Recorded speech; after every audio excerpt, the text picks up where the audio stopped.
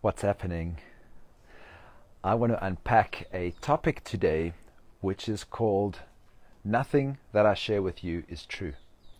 And it's a vlog that I wanted to make and a video that I wanted to make based on something that I've been thinking about quite a lot recently. So a couple of weeks ago, I shared a meme on social media, and because I don't watch the news or keep up to date with politics, I didn't realize that the meme that I shared, which was about all lives mattering, was potentially taking the exact opposite position to a very contentious issue in the world at the moment around Black Lives Matter. And there's lots of different conversations happening around race, police brutality, around various different topics that are very hot topics at the moment and are getting a lot of people very, very upset. People are really enraged about these various viewpoints. And what this did, this sharing of this meme and some of the backlash that I received from people that I care about, was it made me realize that many people are holding on to a worldview or a narrative that's important to them. But I also realized that many of these people, myself included, don't spend a lot of time in the inquiry and in the curiosity about what is actually true. So why am I sharing this now, and why is this called Nothing That I Share Is True? I think one of the challenges that we have in the world at the moment, and it's compounded by social media, is this idea that we are reading and consuming content, videos, news articles, whatever it is that we click on, and our social media feed then sends us more of the same information because it knows that that's the type of stuff that we're more likely to spend more time consuming. I unpacked this whole thing in a blog post which I'll share below this video. But what it made me realize is the power and the importance of curiosity and self-responsibility. And why I want to share that today and why I want to share this with you is I would like to invite you not to take anything that you see, hear, read, or consume on social media to be true.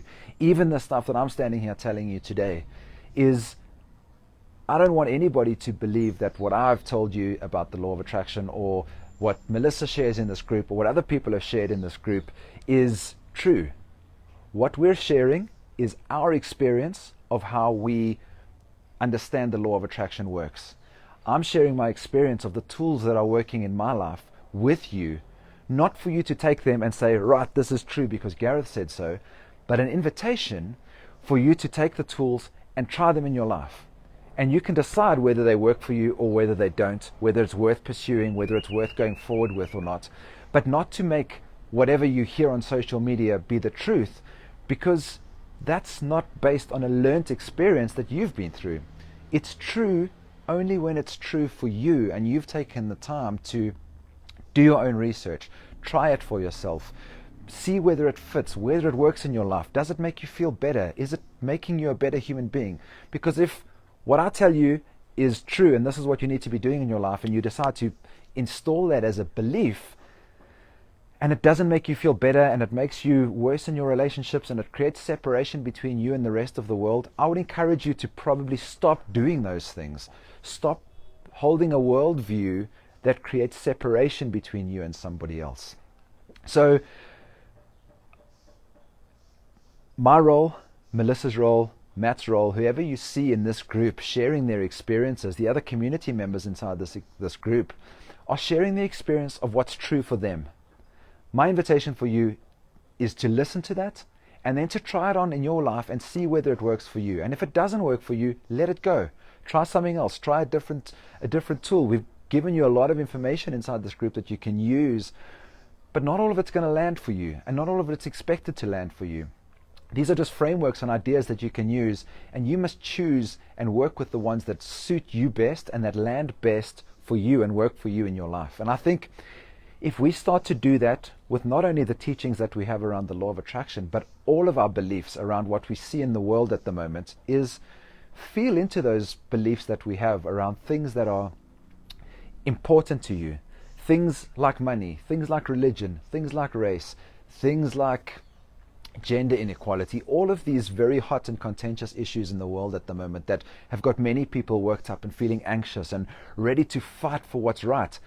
at some point we need to just look and say, is fighting the best solution? Maybe we should be listening to other people. Maybe we should be taking the time to unpack what it is that's made me feel so triggered and so angry by my belief that I hold around whatever it is that I'm choosing to hold my belief around, and really go into the curiosity about why it is that I'm so triggered by this.